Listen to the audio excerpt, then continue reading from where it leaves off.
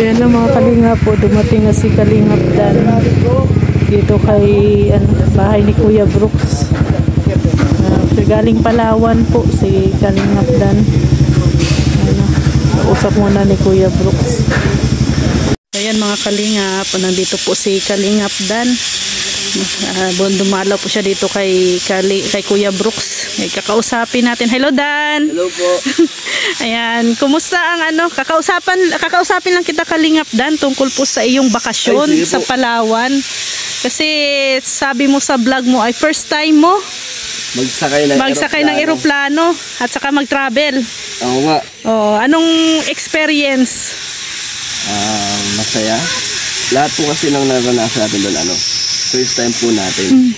Kaya lahat yun ay memorable. Talagang kung ano yung mga nagawa po natin doon, masaya lang. Kasama yung Kalingap. Siyempre madami din nagsuporta, maraming suporta sa nag-abang sa airport. Talagang inabangan kami na nagpa-picture. Salamat po. At may mga nag-sponsor pa ng pagkain namin doon. Grabe talagang yung mga pagmamahal nila talagang kahit nasang lugar po kami, nandun talaga sila. So, Kalingap Dan, so ito syempre noon wala ka pa sa Kalingap, hindi mo naranasan. Diba? Workaholic ka pa noon pero hindi ka makapagbakasyon ng ganito. Pero dito sa Kalingap, dito mo naranasan. Talagang madami talagang pinagbago at marami tayong nakamit dito sa pagiging Kalingap. Marami tayong mga nagawa tulad ng pagtulong, pagbibigay ng bahay at nagbibigay saya din tayo sa mga OFW. Malaking bagay na isa tayo sa ginamit ni Lord na makapagbigay saya at makatulong sa iba't ibang tao. So ito Kalingap Dan, so first expression mo sa Palawan? Talagang maganda. Nakapagod na yung biyahe kasi from Puerto Princesa to El Nido may 6 hours pang biyahe.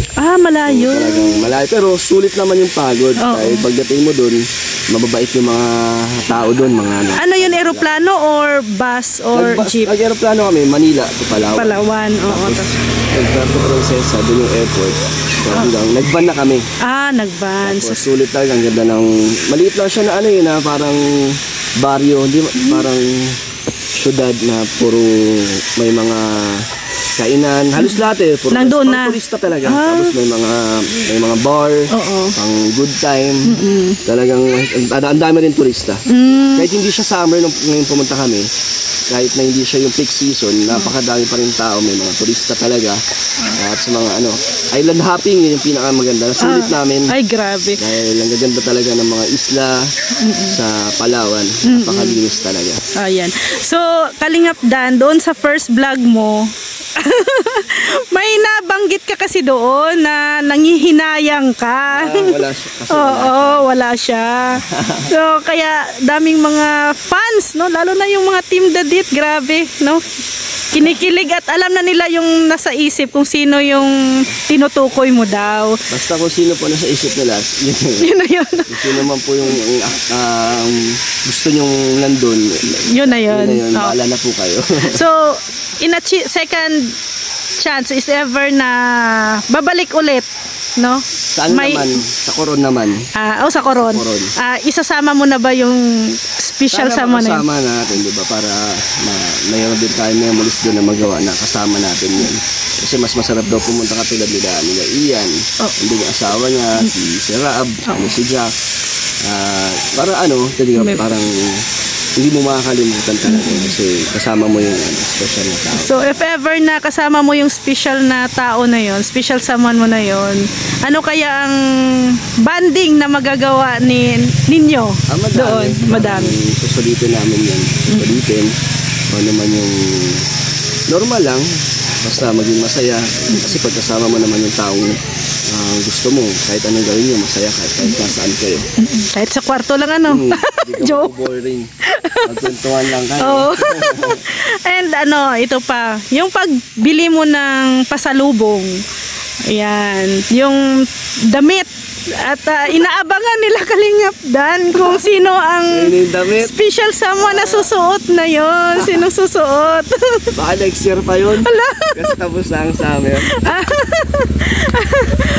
Abangan nyo na lang po sa channel ni Kalingap Dan kung sino ang mabibigyan niya ng special na damit na yon.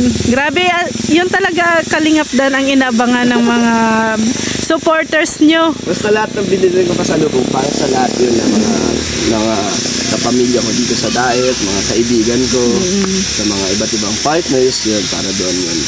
At syempre kung yun sa mga natin, minamahal sa buhay. Yun, si Mama, si Hana, may binigyan din natin. Para pagpunta nila dito, nandyan na yung galing Palawan. Yan. So, Kalingap Dan, ready ka ba? Kasi may naririnig akong pang international na trip. Wow. Oo, no?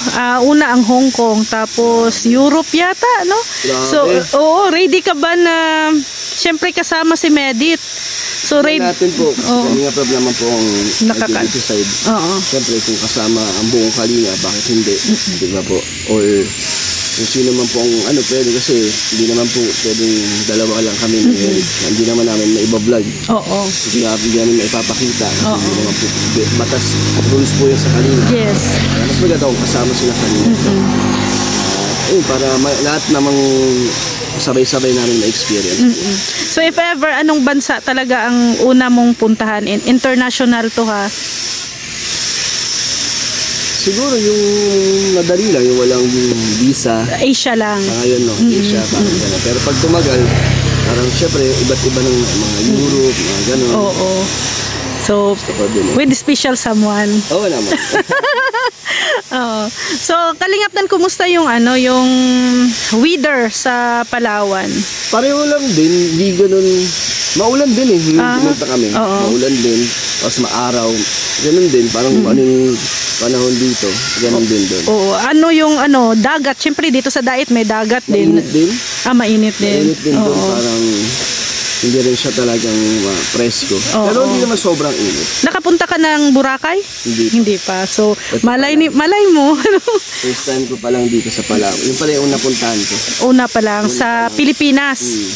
Mga tourist spot sunod Baguio. Hindi, bukod sa Baguio. Bukod sa Baguio. So, okay na, Baguio check, Palawan check, La Union check. Yung mga napunta ko dito. Okay. Ang Ilocos Sur. Wala pa. Di ba nandun si Ate Jonah? Di ba? May kamag-anak kayo doon. Sabi kasi ni Ate Jonah, maganda din daw sa Ilocos. Unti pa lang ang napupuntahan ko dito. Malay mo, pag dito sa Kalingap, maiikot mo ang buong mundo. Kaya sobrang thank you po sa inyong pagmamahal ng supporters, sa aming lahat po. Salamat po sa support. So, ayan, abangan namin Kalingap Dan ang part 15. Oo nga, abangan niyo po. Pabulong naman, yung magaganap. Baka maibulong ka. Ang pagkikita ulit namin. Ay, yun ang tagal din eh. Mga buwan ba? Tagal din yata ang aming huling vlog. Kasi ang huling vlog nyo yung kumain kayo ng pizza. Sa Naga yon, sa part 14. Sabi nga ay bawal na daw Kalingap Dan kumain ng pizza na walang kasubuan. Bawal na yun ngayon? Bawal na po ngayon kasi inunahan mo ay. Kaya sabi dami ng ayaw kumain ng pizza pag wala daw kasubuan. So ayan po, salamat Kalingap Dan at welcome back. At ayan, trabaho ulit. Ganun pa rin pagbalik, update sa mga ginagawa natin dito. Salamat po sa inyo support. Walang kapaguran ang Kalingap, tuloy-tuloy lang. So thank you Kalingap Dan sa time at support. Ayan po.